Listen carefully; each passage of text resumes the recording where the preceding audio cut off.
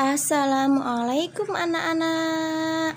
Di video ini kita akan belajar kelas 4 tema 1 indahnya kebersamaan, subtema 2 kebersamaan dalam keberagaman. Pembelajaran 1. Subtema 2 kebersamaan dalam keberagaman. Pembelajaran 1. Sebelumnya, kamu sudah banyak belajar tentang indahnya keberagaman budaya Indonesia.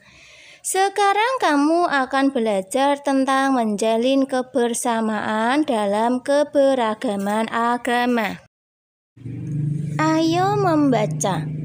Suku, budaya, dan agama yang berbeda tidak menghalangi Udin, Siti, Dayu, Beni, Lani, dan Edo menjalani kebersamaan.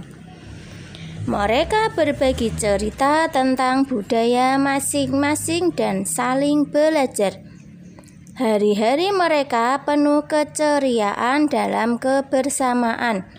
Hari ini mereka berkumpul bersama untuk bekerja sama. Bacalah teks berikut dalam hati. Judulnya, Bekerja Sama Dalam Keberagaman. Edo dan kelima temannya mendapat tugas untuk melakukan percobaan tentang bunyi. Sepulang sekolah, mereka berkumpul di rumahnya. Setiap orang sudah menyiapkan peralatan yang dibutuhkan. Lani dan Siti membawa beberapa kaleng yang sudah dilubangi. Udin dan Beni membawa benang kasur. Mereka berkumpul di halaman depan rumah. Keenam sekawan siap bekerja sama melakukan percobaan. Saat percobaan akan dimulai, tiba-tiba terdengar adzan. Siti dan Udin meminta izin teman-temannya untuk sholat. Teman-temannya mengizinkan mereka untuk melakukan ibadah. Edo meminjamkan ruang makannya untuk digunakan Siti dan Udin sholat. Meskipun Edo beragama Katolik, ia tidak keberatan rumahnya dipakai untuk sholat. Beni yang beragama Kristen, Dayu yang beragama Hindu, dan Lani yang beragama Buddha menunggu dengan sabar temannya beribadah. Keenam sahabat selalu menghargai satu dengan yang lain. Tiba saatnya keenam sekawan melakukan percobaan. Setiap orang menunjukkan tanggung jawabnya dalam bekerja. Tidak ada satupun di antara mereka yang duduk diam atau memberi perintah saja. Semuanya ikut bagian dalam percobaan. Saat Dayu membutuhkan pertolongan memotong benang, Udin datang membawakan gunting. Saat Edo kesulitan menalikan benang di kaleng, Siti ikut membantu. Keenam sahabat bekerja sama dengan semangat. Mereka hidup rukun, saling membantu meskipun berbeda agama. Bacalah setiap paragraf dan tulislah gagasan pokok dan gagasan pendukungnya pada diagram yang telah disediakan. Mari kita ingat-ingat lagi pembelajaran tentang gagasan pokok dan gagasan pendukung. Setiap bacaan biasanya terdiri atas beberapa paragraf. Setiap paragraf memiliki gagasan pokok yang didukung oleh gagasan pendukung. Gagasan pokok adalah ide utama yang dibahas dalam suatu bacaan. Dapat berupa kalimat inti atau berupa pokok paragraf. Gagasan pendukung adalah uraian atau tambahan informasi untuk gagasan pokok. Kita bahas halaman 77, paragraf pertama. Ayo. Kita lihat di paragraf pertama ada 7 kalimat. Sedangkan gagasan utamanya ada di kalimat pertama. Edo dan kelima temannya mendapat tugas untuk melakukan percobaan tentang bunyi. Sedangkan kalimat kedua sampai ketujuh itu merupakan gagasan pendukung. Sepulang sekolah, mereka berkumpul di rumahnya. Setiap orang sudah menyiapkan peralatan yang dibutuhkan. Lani dan Siti membawa beberapa kaleng yang sudah dilubangi. Udin dan Beni membawa benang kasur. Mereka berkumpul di halaman depan rumah. Keenam sekawan siap bekerja sama melakukan percobaan. Sekarang kita bahas paragraf 2 halaman 78. Paragraf 2 ini untuk gagasan pokoknya ada di kalimat pertama. Saat percobaan akan dimulai, tiba-tiba terdengar adzan. Gagasan pendukung ada di kalimat kedua sampai 7. Siti dan Udin meminta izin teman-temannya untuk sholat. Teman-temannya mengizinkan mereka untuk melakukan ibadah. Edo meminjamkan ruang makannya untuk digunakan Siti dan Udin sholat. Meskipun Edo beragama Katolik, ia tidak keberatan rumahnya dipakai untuk sholat. Beni yang beragama Kristen, Dayu yang beragama Hindu, dan Lani yang beragama Buddha menunggu dengan sabar temannya beribadah. Keenam sahabat selalu menghargai satu dengan yang lain. Kita bahas paragraf 3 pada halaman 79. Gagasan pokok, tiba saatnya keenam sekawan melakukan percobaan. Sedangkan gagasan pendukungnya ada di kalimat kedua sampai kalimat ke-8. Setiap orang menunjukkan tanggung jawabnya dalam bekerja. Tidak ada satupun di antara mereka yang duduk diam atau memberi perintah saja. Semuanya ikut bagian dalam percobaan. Saat Dayu membutuhkan pertolongan memotong benang, Udin datang membawakan gunting. Saat Edo kesulitan menalikan benang di kaleng, Siti ikut membantu. Keenam sahabat bekerja sama dengan semangat. Mereka hidup rukun, saling membantu meskipun berbeda agama. Setelah melakukan percobaan tentang perambatan bunyi, Edo dan sahabatnya juga belajar bersama tentang sumber bunyi. Mereka membaca buku yang menyatakan bahwa telinga bisa mengetahui sumber bunyi. Ayo mencoba. Ayo kita membuktikannya dengan melakukan percobaan. Judul dari percobaan, di manakah bunyi? Tujuannya mengidentifikasi sumber dan tempat bunyi berasal. Alat dan bahan, alat musik tradisional, contohnya angklung. Langkah kerja 1. Duduklah di kursi dan tutup matamu dengan kain. Mintalah temanmu untuk memainkan alat musik tradisional, misalnya angklung. Yang nomor 2, tunjuklah tempat yang kamu anggap sebagai asal bunyi. Berapa kalikah kamu menebak dengan tepat? Buatlah laporan dari salah satu percobaan yang kamu lakukan. Laporan kegiatan percobaan. Nama percobaan, di manakah bunyi? Tujuan percobaan, mengidentifikasi sumber dan tempat bunyi berasal. Alat dan bahan yang digunakan, contohnya angklung. Langkah kerja, ini bisa kalian lihat di halaman 80 ya. 1. Duduklah di kursi dan tutup matamu dengan kain. Mintalah temanmu untuk memainkan alat musik tradisional, contohnya angklung. 2. Tunjuklah tempat yang kamu anggap sebagai asal bunyi.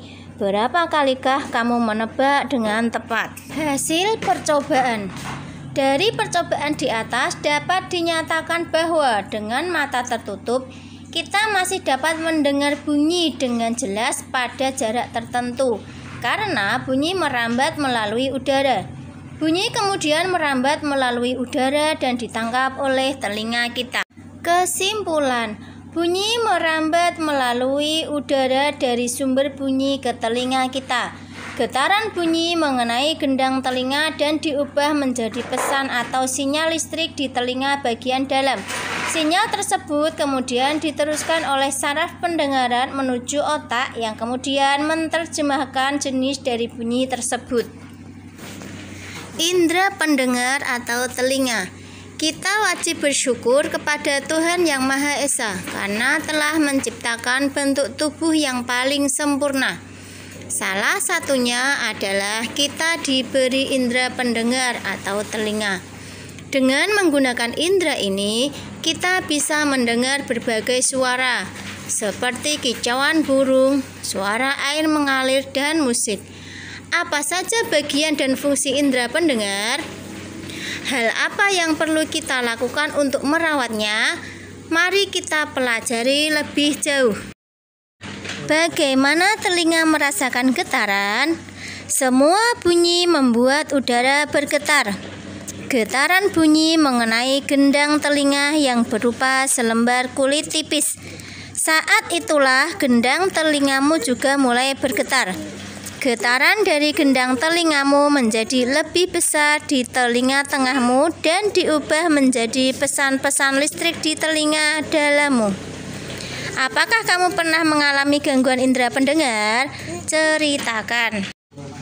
Tidak, karena telinga saya sehat. Dengan indera pendengar, kita dapat mendengar bunyi-bunyi yang berbeda. Keanekaragaman bunyi yang berasal dari tempat ibadah dapat pula kita dengarkan.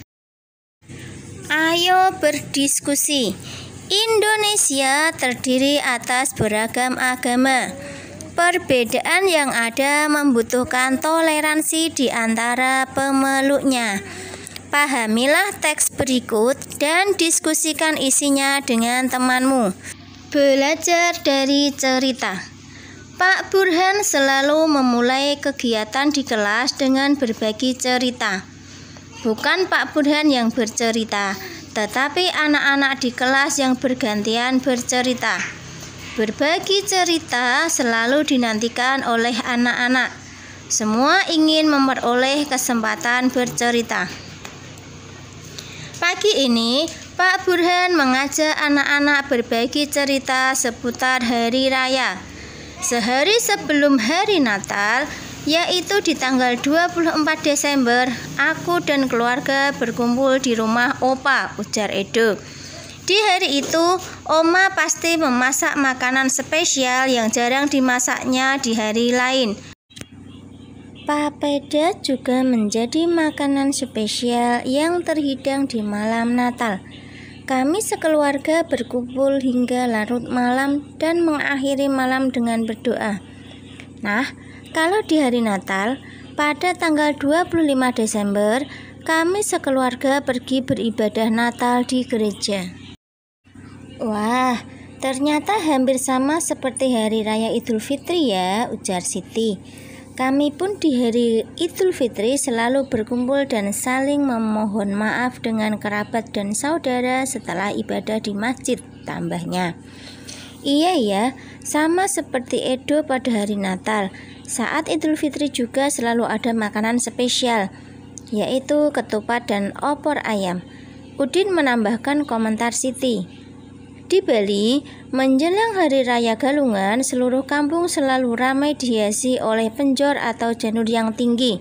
Kami sekeluarga lebih sering pulang ke Bali menjelang Hari Raya Galungan agar bisa berkumpul dengan sanak saudara di sana. Sebelum merayakan bersama, keluarga melakukan kegiatan ibadah di pura pada pagi hari, kata Dayu. Ah, semua sudah bercerita. Aku juga mau bercerita, Pak. Boleh ya? Hari ini banyak yang berbagi cerita, pinta Lani. Pak Burhan dan teman-teman sekelas tertawa. Tentu saja boleh, Lani. Ayo sekarang giliranmu bercerita, ujar Pak Burhan. Nah, Kamu pasti belum pernah mendengar cerita tentang kebiasaan keluargaku di Hari Raya Waisak. Sebenarnya sih tidak banyak berbeda. Ibu dan nenekku biasanya juga membuat masakan spesial menjelang Hari Raya Waisak. Saat ini nenekku yang paling tua, jadi semua keluarga akan datang ke rumahku untuk berkumpul pada hari Waisak. Selain menyediakan makan untuk keluarga, pada hari tersebut biasanya kami pun berbuat kebaikan bagi orang lain yang membutuhkan. Vihara, rumah ibadah kami pun dipenuhi cahaya lilin dari umat yang hadir untuk menjalankan ritual ibadah di sana. Lani mengakhiri ceritanya. Berbagi cerita memang selalu menyenangkan. Kita bisa belajar dari banyak cerita, juga belajar dari teman yang berbeda, ujar Pak Burhan menutup kegiatan pagi ini. Di halaman 84 ini ada pertanyaan yang nomor 1. Apakah perbedaan yang dimiliki oleh 6 sekawan menghalangi mereka untuk berteman dan bekerja sama?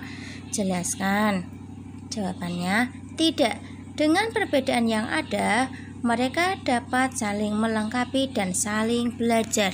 Bagaimana sikapmu jika kamu bermain dengan teman yang berbeda agama? Kita harus saling menghargai dan saling menghormati. Soal nomor 3. Ceritakan pengalamanmu memiliki teman yang berbeda agama. Perbedaan apa yang kamu ketahui? Bagaimana sikapmu terhadap perbedaan tersebut? Perbedaan yang saya ketahui adalah cara beribadahnya. Teman saya yang beragama Kristen beribadah di gereja. Doa-doa yang mereka ucapkan juga berbeda. Kemudian sikap saya menghormati teman yang berbeda agama. Ayo renungkan, apa yang kamu pelajari dari kegiatan hari ini? Hari ini kita telah belajar apa anak-anak? Yaitu gagasan pokok, gagasan pendukung, dan indera pendengar manusia. Apa manfaatnya bagi kehidupanmu sehari-hari? Dapat memahami teks dengan baik, mengetahui pentingnya indera pendengar. Bagaimana cara kamu mensyukuri nikmat yang telah diberikan Tuhan Yang Maha Esa? Selalu bersyukur dan menggunakan indera untuk hal-hal yang baik. Kerjasama dengan orang tua. Diskusikan dengan orang tua mengenai contoh-contoh kerukunan dalam keragaman agama di sekitar rumahmu.